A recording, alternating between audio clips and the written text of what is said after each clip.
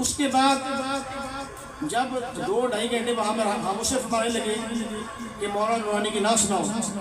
اسی سلسلے میں صحیح بات جب میں بیعت ہوا تو میں نے سوچا بھی نورانی صاحب کو کلام ان کا ہے نہ دیا یا ان کی وہ پسندیدہ نعت ہے، تو میں نے کہا حضور میں سمجھا نہیں، ذرا وضاحت فرما دیں۔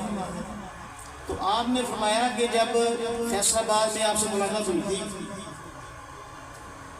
حضور محدثیات پاکستان مولانا محمد صدارم صاحب رحمۃ اللہ علیہ کا اس سے پاک تھا، تو میں بھی حاضر تھا، تو آپ بھی تشریف لائے اس سے پاک میں، وہاں ملاقات ہو گئی۔ تو مجھے ایک ان کے مرید تھے 2 بگاڑ کے سامنے، وہاں لے گئے، تو وہاں میں نے ان کو نا نورانی صاحب کی طرف پر یا نبی سلام علیہ کا یہ میں نے سنایا تھا ان کو، تو مجھ سے فرمانے لگے وہ جو آپ نے صاحب السلام سنایا تھا فلاں صوفی صاحب کے گھر میں وہ سناؤ۔ میں نے پھر ان کو صاحب السلام سنایا، علامہ شاہ مولانا صدیقی رحمۃ اللہ کی طرف پر یا نبی سلام علیہ کا، انشاءاللہ وہ پیش کریں گے اپنا